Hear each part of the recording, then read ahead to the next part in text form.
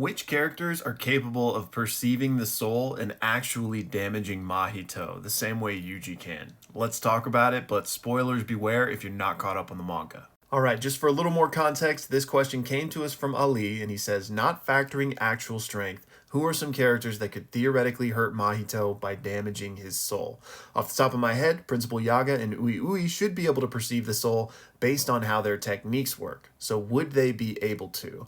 And this is interesting because both of those do deal with the soul, so it seems as if they would have some sort of greater perception of the soul compared to just a random person off the street, right? But you got to realize that that doesn't necessarily mean that they will be able to target and damage the soul. There seems to be a bit of a distinction there. And what I mean by that is we know that Yuji can both perceive the contours of the soul and specifically target it.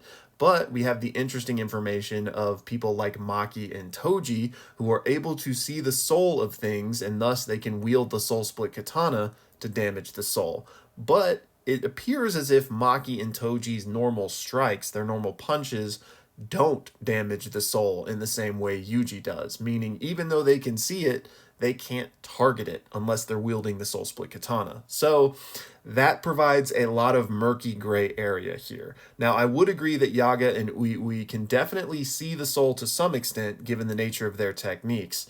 But if anyone between those two, I think Ui Ui would probably have the higher chance of perceiving the soul and targeting it the same way Yuji does, just because we know he has to have some very specific application to be able to swap two people's souls. So I think that's sophisticated enough to where Ui Ui should probably be able to damage the soul the same way Yuji can. All right, next, we talked about him a little bit, but Maki and Toji. If they have the soul split katana, then they could damage Mahito this way as well. Now, again, I don't think they could do it without the sword, because even though they can perceive the soul, we know that during this final fight with Sukuna that's happening right now, Yuji is the only one who has been mentioned to be able to target the barrier between Sukuna and Megami's soul, and Yuji is the only one who is said to have been lowering Sukuna's output with his punches. If Maki could do that on her own, I feel like she would have been in the conversation as well, and she wasn't. So I think these are both yes with the sword, but otherwise no. Next, we had another murky case with Gojo, because yes, there's a great argument to be made that he can see the soul to some extent, at least, especially given that we got that panel of him looking at Meguna with both Sukuna and Megami's souls seemingly there when he was figuring out that Megami was the one adapting to Unlimited Void. However, even with the six eyes seemingly being able to perceive that much, he doesn't seem to have the same capability of attacking the soul directly that Yuji has, because there was no mention of him weakening the barrier between Megami and Sukuna, nor was there any mention of his strikes forcibly lowering Sukuna's output the same way Yuji's do. Now, obviously, Sukuna's output lowered just due to the fact that he was having a long, drawn-out fight with Gojo, sure, but I think there would have been a direct mention of his strikes or his black flashes having damaged that barrier or lowered the output specifically for us to assume that Gojo can damage the soul the same way Yuji can. So I'm going to say it's a no on Gojo, but there is room for argument there. All right, next we've got the only two 100% confirmed cases of yes, they can damage Mahito because Yuji did it, and we know that Sukuna shares that exact same property because these two had two souls in one body, and that's what granted them this ability that they have, right? So we know that the only guaranteed way to do this is to have multiple souls in one vessel. Okay, so if two souls in one vessel is the way to unlock this ability, then Choso should have it, right? Except he doesn't, and we know this again because of the final fight with Sukuna. His punches weren't said to be doing anything like that, right? It was just Yuji. And in Choso's case, we know that his soul basically fully overtook the vessel soul. I won't say 100%, but basically his became the dominant one with no contest whatsoever, right? So it seems to be that you need to have kind of a simultaneous sharing of a body with two souls, one not completely dominating the other, in order to unlock this contour ability, right? Because Choso, the Curse Womb Death Paintings, don't have it. Which then leads us to talk about all of the incarnated sorcerers from the Culling games. These are all people that have human vessels that had two souls, right? Well, I think because of what we know from Choso, then people like Kashimo and Uro and all of the rest of the Culling game sorcerers won't have this ability because the dominant soul basically took over the host.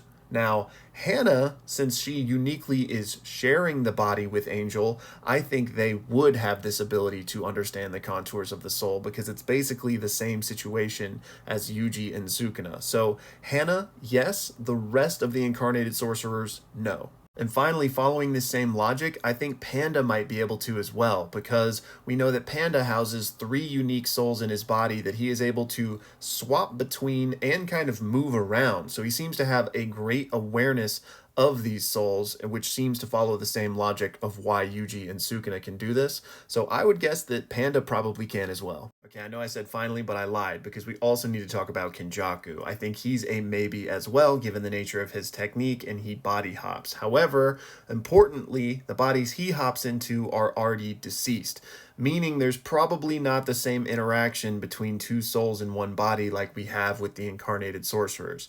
Now, not to get philosophical here, but there's obviously this whole soul-mind-body connection that's being explored in JJK. There's obviously some piece of Ghetto that was still in here, but I don't think whatever piece that is big enough, quote unquote, to have the same relationship that Yuji and Sukuna developed. So for my money, I don't think Kenjaku can damage the soul the same way they can, but it's at least possible, which then means there could also be an argument for Yuta Gojo. However, I think that's even less likely because he's only going to have, 5 minutes, presumably. So, yeah, maybe, but I would lean no. Okay, actually, finally, this time, Megami, should he make it out the other side of all of this, should presumably have this ability now as well. All right, so I think those are all of my thoughts on all of the interesting cases regarding this question. But again, these are all really up for debate, so I would love to hear y'all's thoughts on this. And Ali, thanks for the great question, man. All right, also going to answer a few more quick questions to round out this video, starting with this one from Dominique, who wants to know, what do you think of Attack on Titan? And I know I'm about to get a bunch of flack for this, but I have not finished Attack on Titan, and in fact, I've only seen the first season. But wait, hear me out before you yell at me in the comments.